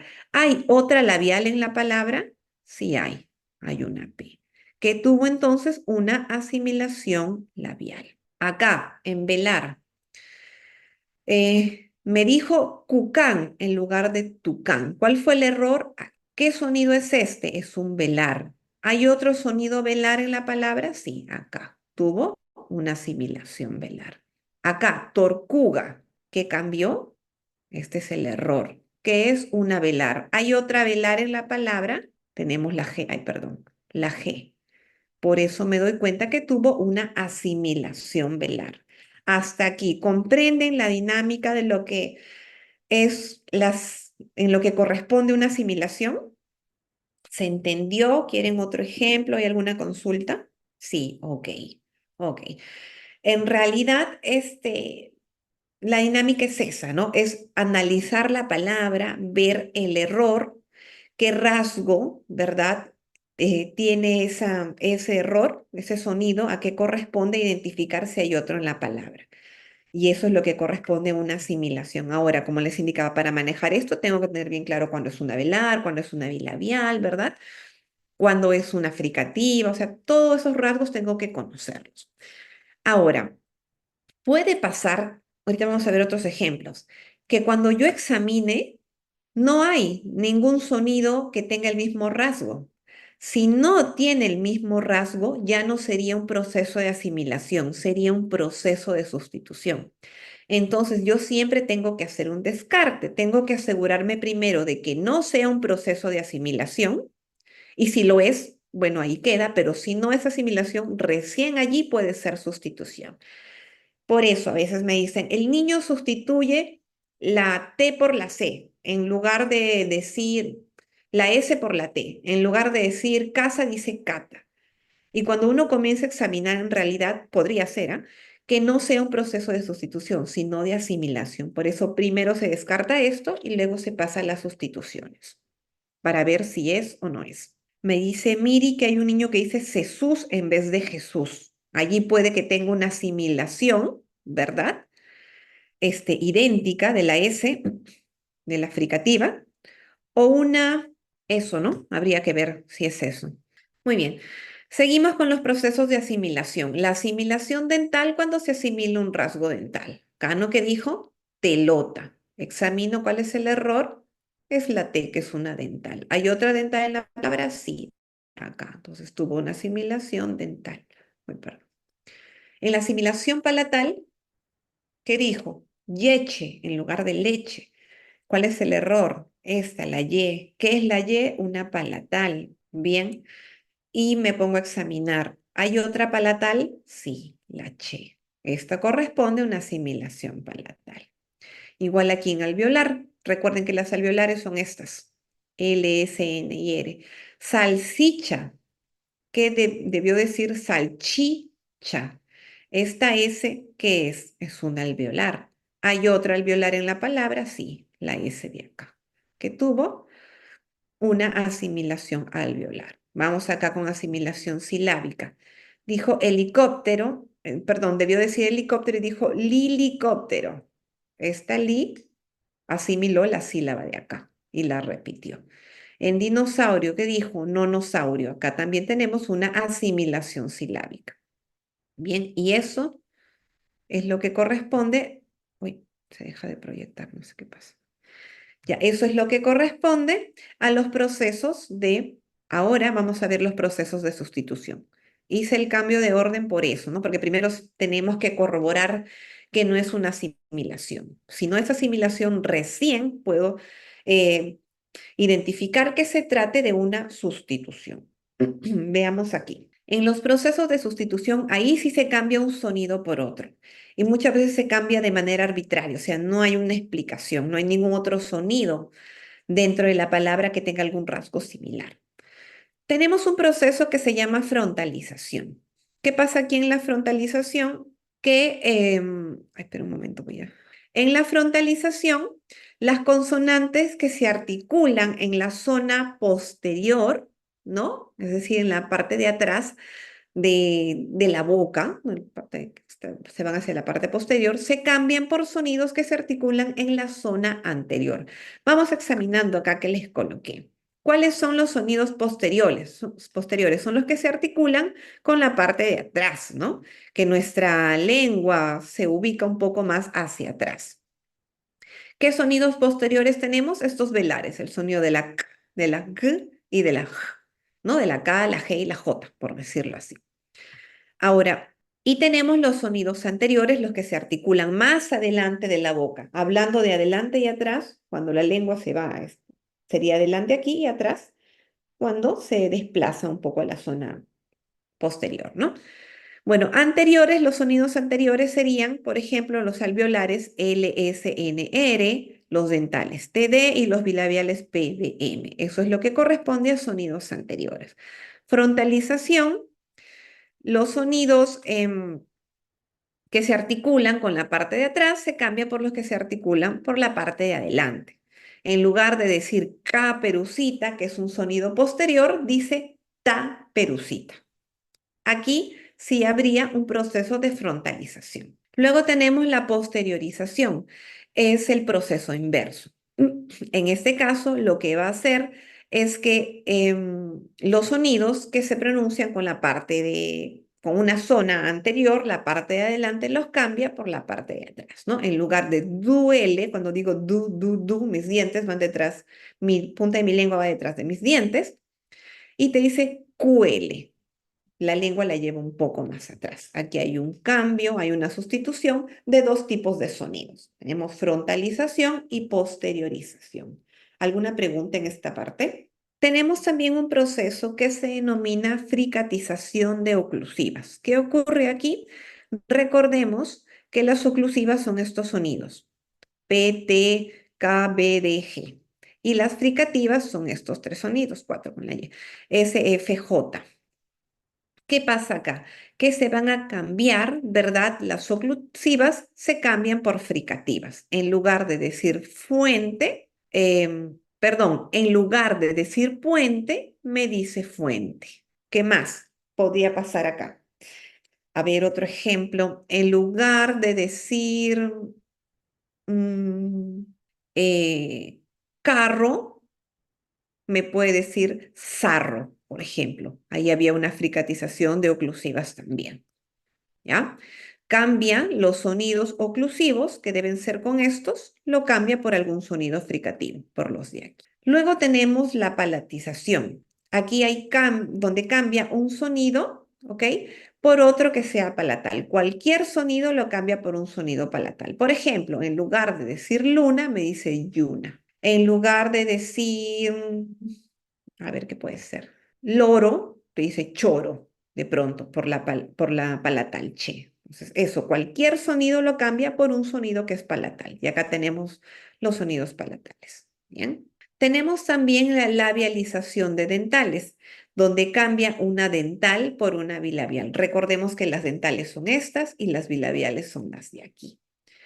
En lugar de decirme duele, me dice vuele, que está cambiando un sonido dental, que es la D, por un sonido labial, que es la B.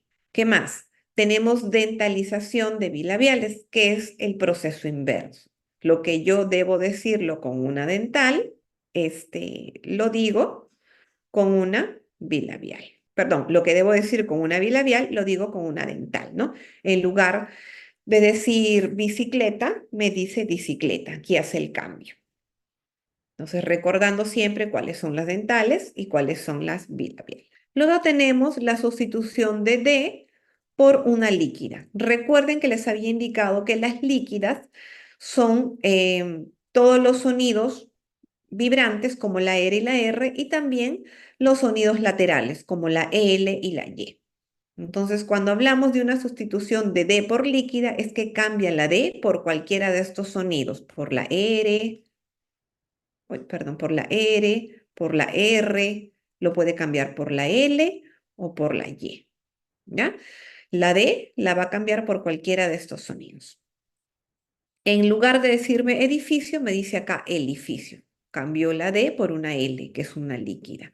En lugar, por ejemplo, de decirme espada, ¿ok? Me dice espara. Cambia la D de acá por una R, espara. Es una sustitución de D por otra líquida.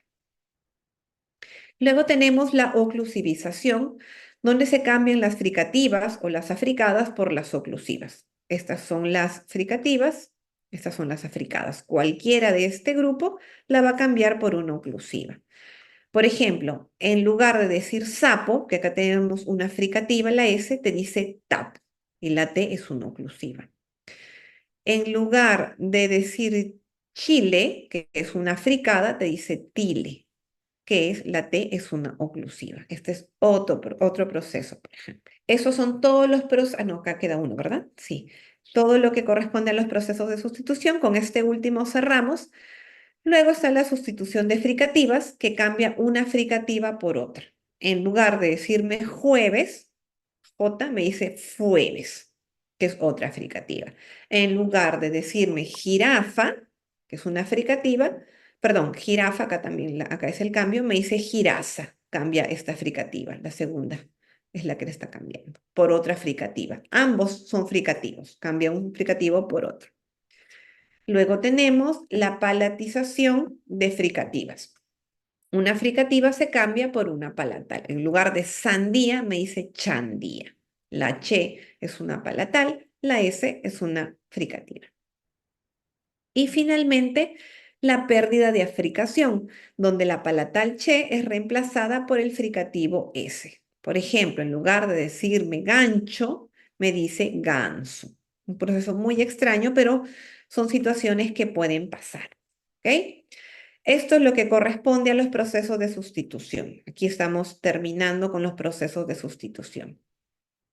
Son un poco trabajosos, un poco tediosos, porque dentro de la evaluación lo que uno hace es examinar precisamente el habla de los niños, se hace una transcripción y se examina dónde se cometieron los errores. Y luego se examina error a error para ver qué proceso de simplificación puede estar teniendo, puede estar presente en su habla. ¿Consultas hacia esta parte? Muy bien.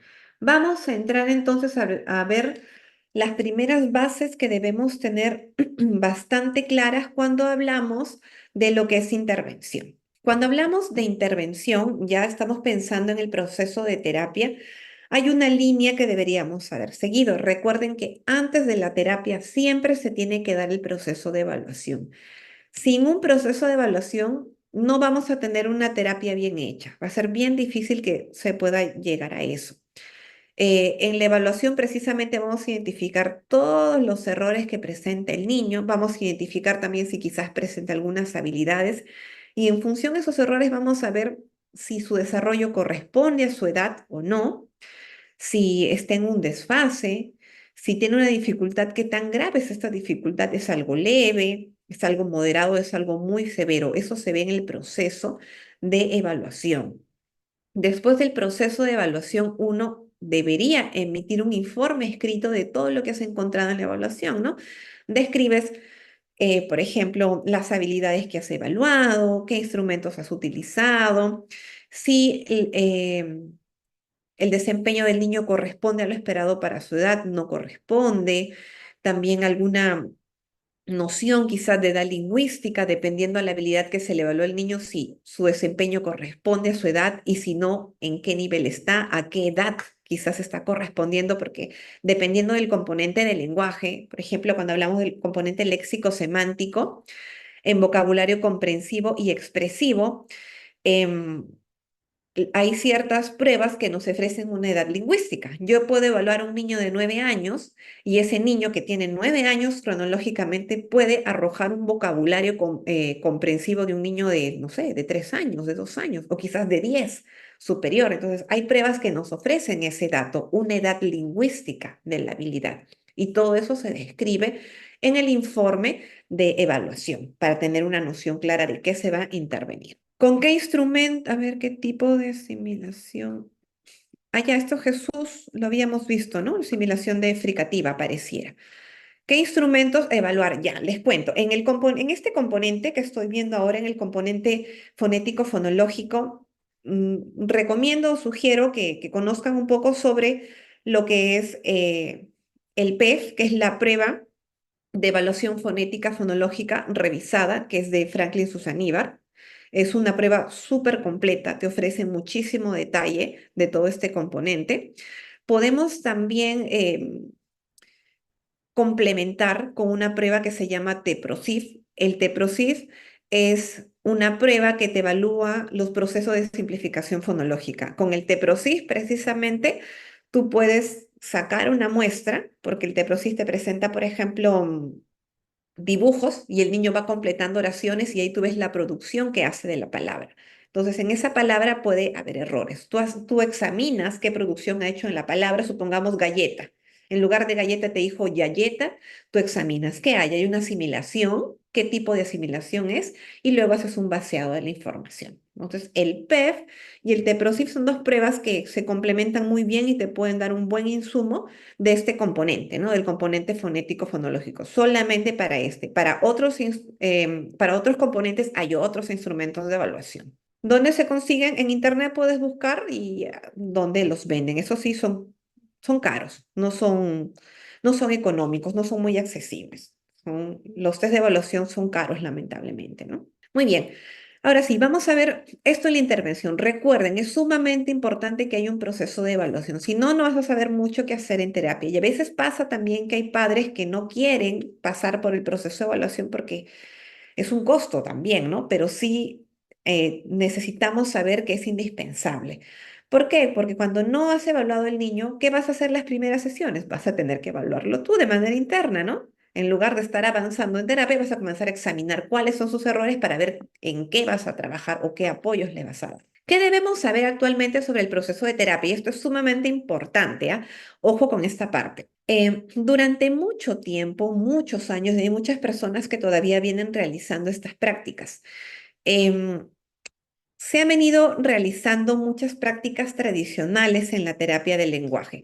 ¿Cuáles son las prácticas tradicionales que ya no deberían hacerse, pero se hacen porque no hay mucha información al respecto, hay desconocimiento o hay una desactualización? Por ejemplo, están las actividades de masticación. En la terapia para pronunciación, cuando hablamos de niños que no tienen ninguna enfermedad neurodegenerativa o neurológica, no son útiles las tareas de masticación, de deglución, de soplo, de praxias orofaciales. No, ya hay mucha evidencia científica actual, muchísima en realidad, que nos señala que estas prácticas de masticar, de soplar, de respirar, de capacidad pulmonar, de praxias orofaciales, no tienen ningún efecto positivo en la pronunciación de los niños. En ese sentido, lo único que estaríamos haciendo es dilatar el tiempo cuando habría que hacer otras cosas para ganar tiempo y que los chicos avancen, ¿ya? Eso es a lo que se refiere a las prácticas tradicionales.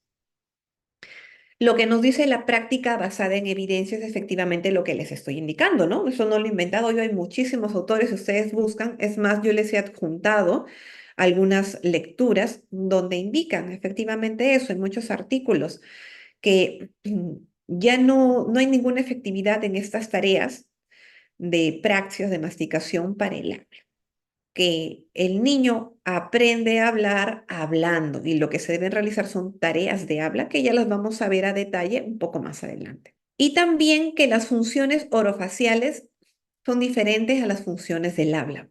Acá nos referimos con funciones orofaciales precisamente a todas estas acciones que se realizan, ¿verdad? Con la estructura orofacial, por ejemplo, el soplar, el masticar, el deglutir, el pasar, ¿no? La comida, la succión también, por ejemplo, han sido funciones o son funciones que se realizan con los mismos órganos con los cuales se realiza el habla. Entonces, lo que se pensaba hasta hace bastantes años en realidad era que de pronto, al ser la succión, ¿no? El acto de hacer la succión de los bebés, de los niños, al ser una función más básica que el habla, el niño tendría que saber succionar bien para poder hablar bien. Esa era la premisa. Sin embargo, no es cierto. O sea, un niño no necesita saber masticar bien o no necesita entrenar los músculos de la boca para poder hablar. Hay mucha evidencia donde nos indica, por ejemplo, en lo que son tareas de fuerza, que la fuerza que se necesita para mover la lengua, no recuerdo la cifra exacta, ya, pero supongamos, poniendo un supuesto, es del 12%, que es una fuerza mínima. Entonces, en ese sentido, el niño no necesita cargar peso con la lengua o fortalecer la lengua para hablar. ¿Ya? Estos casos donde las personas tienen dificultades a nivel de tono y fuerza muscular son casos donde tienen una enfermedad neurológica o un trastorno degenerativo neurológico. Pero en el caso de los niños que tenemos usualmente en terapia, no son estos casos. Son niños que no han aprendido punto y modo articulatorio o son niños que no tienen una madurez, que hay que enseñarles ciertos puntos, pero no requieren que se le haga un masaje. Tengan cuidado con su, por favor. No requieren que se le haga un masaje de lengua, no requieren que se le haga un masaje orofacial como tal. ¿Ok? Entonces, esto es lo que indica actualmente la evidencia. No puedo silenciar porque no soy... Ya, ahí está. Gracias. Bien, ¿alguna consulta en esta parte? Sí, Nina, adelante. Eh, bueno, una consulta en general. Mm, Tal vez no sea muy profesional, aunque yo creo que los artistas, los médicos también a veces utilizan su intuición. La pregunta es si usted, con todo su conocimiento, porque yo entiendo, necesito saber, tener bien, ¿no? Bien ubicado las cosas, pero a veces, si tengo un caso indefinido o no saber si también, por ejemplo, usted, ¿no? Directamente usa su intuición, no sé qué, a veces algunos ejercicios inusuales y yo apenas tengo contacto, pero me inscribí por un caso de una niña que se operó de paladar leporino, pues el paladar hendido, nació completamente sin paladar, con muchas dificultades. Y cuando intentamos trabajar con la niña, prácticamente ya de 2 años que no hablaba nada, no quería abrir la boca. Tú le dices, y yo me pongo a empezar, que sea una trauma, porque la llevaron a los hospitales, la intervinieron, y aquí nos resultó, por ejemplo, soplar las velas. No en sentido de, por ejemplo, de esos ejercicios, no a la antigua, sino qué hago para que la niña siquiera abra la boca, porque de que no me quiere emitir ningún, todo así. Y en momento de soplar, soplar las velas, pues una cosa, pues no sé qué hacer, pues me invento. Yo sin saber, pero me pregunto, usted con todos los conocimientos, a veces también acude a la intuición, digamos, pues, ¿no? ¿Qué hago? Pues inventamos algo a ver Ok, si resulta. entiendo tu pregunta. No, en realidad no voy a lo intuitivo porque al trabajar con niños me siento en la responsabilidad de realmente, estoy trabajando con personas vulnerables, son personas pequeñas. El tema de utilizar la intuición puede ser un riesgo, porque si yo hago algo inadecuado, no solamente es el tema de que el niño pierde tiempo, también lo puedo lastimar. Si yo no conozco, por ejemplo, no tengo conocimiento en motricidad orofacial y aplico algún masaje, alguna técnica, puedo lesionar al niño, puedo lesionar algún nervio que le limite la movilidad. Entonces, realmente este tema es muy delicado. Ahora, Nina, ¿qué es lo que ha pasado? Puede haber pasado con tu caso, es que es una niña que ha tenido una dificultad, ¿no? A nivel estructural. Entonces, ese caso tuyo requería mucho más que habla. Es un caso que sí requiere una rehabilitación a nivel estructural, porque no tenía. Entonces, a esa niña sí le van a servir de todas maneras todas las funciones que te estoy diciendo. Tenía que aprender deglución porque no ha estado comiendo. Entonces, ese trabajo tiene un perfil diferente a lo que estamos tratando hoy, que es este módulo que está relacionado más al trastorno fonológico. Cuando hablamos de un trastorno fonológico, nos estamos quizás centrando un poco más en el perfil de niños que no tienen ese tipo de dificultades, sino que sus dificultades son niños más o menos regulares, son niños con dificultades de lenguaje, pero que además tienen dificultades en la pronunciación. Los otros casos son casos que sí van a requerir intervención en otras áreas también. Por eso es probable que el caso que tú me indicas le haya funcionado lo que tú dices porque requería todavía habilidades más básicas. ¿Bien? Pero lamentablemente, supongo que como en muchos casos, la familia que no tiene dinero ni para vivir, adquirir una ayuda del extranjero no va a tener para la terapia. Posiblemente yo también perdí el contacto, que la niña se va a quedar así, porque ni los padres saben, todas las terapias prácticamente es por, ¿no? Por privado. Y como usted Sí. dice, es muchísimo y hay que abordar un montón de realidades y al final, pues la criatura se queda. Bueno, así la realidad. Gracias. Gracias, Nina. Y es un problema también, como indicas, porque no se orienta a los padres, ¿no? O sea, los papás no saben qué hacer. Van a un médico, van a otro, van a un personal y no saben cuál es la ruta de trabajo. Es un problema muy grande que tenemos aquí en Perú. Sí, concuerdo contigo. Adelante, Kelly, te escucho. Profesora, disculpe, usted dio el nombre de unos test. Lo que pasa es que mi internet está inestable y no pude escuchar bien y no los pude copiar. Ok. El TEPROSIF y el PEF. TEPROSIF y PEF. Los voy a escribir ahora en el chat. Ya, a ver un momento, pero cuando estoy compartiendo pantalla no se ve con facilidad el chat. Muy bien. Hacemos esta última parte para, antes de cerrar la clase, lo que les indicaba, la necesidad de realizar una práctica basada en evidencia. La intervención en la terapia requiere conocimientos y argumentos válidos y confiables y no se recomiendan las prácticas basadas en la intuición y en la anécdota personal. En realidad, el éxito de la terapia, hablar de un buen terapeuta, hablar de que un niño está en terapia y avanza rápido, porque ese es el verdadero éxito de la terapia, ¿no? O sea, que el niño llegue a terapia y comience a hacer avances en función a sus posibilidades también, porque hay casos severos donde el chico va a avanzar muy poco o se busca darle todos los recursos que pueda. Pero este éxito terapéutico va a estar basado cuando haya experiencia de parte del terapeuta, experiencia práctica, de la vida práctica, experiencia clínica, pero esto está sumado al conocimiento, al uso de evidencias y mejores resultados en función a las investigaciones y estar constantemente capacitados. Finalmente, estas prácticas de masticación, deglución, prácticas orofaciales, ejercicios de fuerza y tono muscular, ejercicios de tipo y modo de respiración, son prácticas comunes, pero no tienen efectividad en la terapia. Importante reflexionar sobre eso para centrarnos en los que sí tienen efectividad en la terapia y que los chicos no pierdan tiempo, ¿no? Sino que avancen, que ganen estas habilidades. Muy bien, hasta hoy nos quedamos aquí. En la siguiente clase ya vamos a continuar con pautas prácticas de lo que corresponde a la terapia, ¿ok? Cierro con esta idea que otras funciones motoras realizadas por el sistema orofacial no tienen relación con el desarrollo del habla. Se utilizan las mismas estructuras para deglutir, para respirar, para masticar, pero no necesitan los mismos ejercicios para las tareas de habla. Hasta aquí, antes de cerrar, escucho sus consultas antes de terminar la clase. ¿Tienen preguntas? ¿Tienen dudas? Bien, entonces Erika, adelante, no había visto tu manito. Te escucho. Tu audio está cerrado. Licenciada, ¿me escucha? Sí, te escucho, adelante. Licenciada, tengo problemas de conexión y no la pude escuchar durante las clases. No sé si ha tocado de la R y la R. Yo soy mamá de un niño de 5 años y está presentando ese problema de R y la R. Ujú.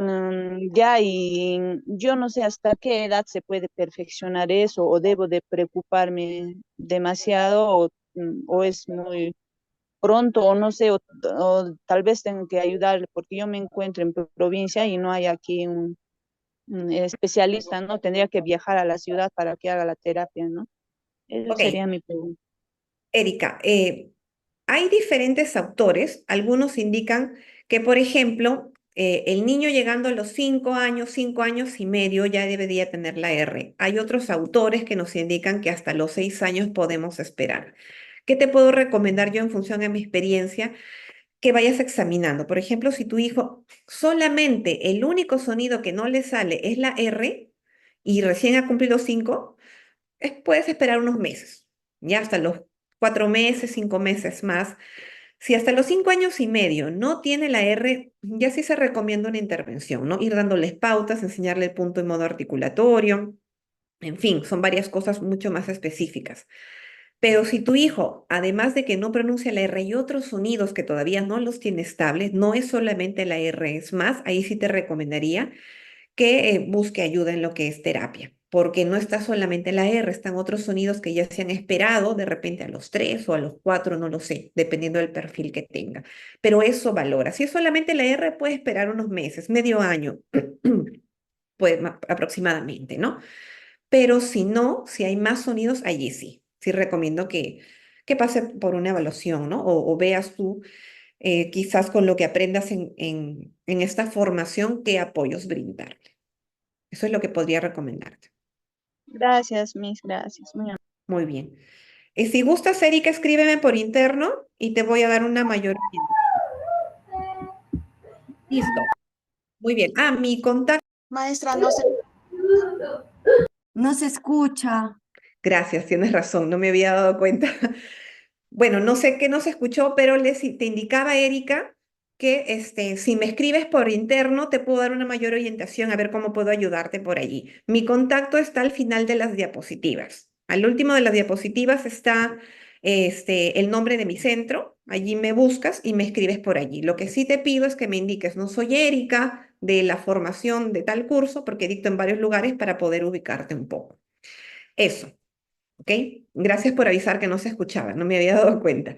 Muy bien, entonces ahora sí, no hay más consultas para cerrar la clase. Ya hemos llegado a las 6. Licenciada, ¿me Sí, te escucho. escucha? Sí, adelante. Ah, licenciada, buenas tardes. Tengo una consulta. Y en cuanto, hay también niños, o sea, que tienen diferentes problemas de lo que es el habla. Yo también detecté niños que hablan. Tengo una niña así que habla, pero no hace oraciones, lo hace suelta. Y algunas palabras no lo pronuncia adecuadamente. Y no sé cómo lo puedo ayudar a que pueda hablar correctamente. Las dificultades que me indicas, Candelaria, Si es que habla solamente en palabras sueltas, es una niña que todavía no se maneja a nivel de oraciones, ¿no? Y dependiendo de la edad que tenga. No es mi componente, no me lo han dado en esta oportunidad, pero les digo rapidito para que no se quede suelto. El componente morfosíntesis, por ejemplo, es esta parte del lenguaje que ayuda al niño a crear oraciones. Un niño a partir de los 3 años ya tiene oraciones complejas, oraciones de 8 palabras, oraciones que tienen más de un verbo. Si un niño tiene 3 años y medio y no está 5 años tiene. ya, definitivamente, con 5 años y solo te dice palabras sueltas o te junta dos palabras, es un niño que tiene dificultades o niña en este componente. O sea, no solamente serían sus dificultades de pronunciación, sino se sumarían otras dificultades. Y eso ya te indica que es un niño que necesita terapia. No es un niño que con ciertas pautas va a nivelarse, no, muy difícil, sobre todo si tiene 5 años. Un niño que ya requiere de un apoyo especializado de terapia. ¿Qué tienes que hacer? Hay muchas cosas. O sea, el camino es largo, precisamente por eso hay formaciones, ¿no? Pero lo que necesita es manejar bien su vocabulario para después comenzar a armar oraciones. Primero empiezas por oraciones muy sencillas y luego se van complejizando. Más o menos eso sería la ruta de trabajo. ¿Ok? Muchas gracias, licenciada. De nada. Muy bien, damos por finalizada la clase. Gracias por escucharme. Ya nos vemos la próxima semana. Vemos pautas de intervención y posteriormente tocamos el módulo, el contenido de tartamudez. Buenas tardes, ya nos vemos. Chao, chao.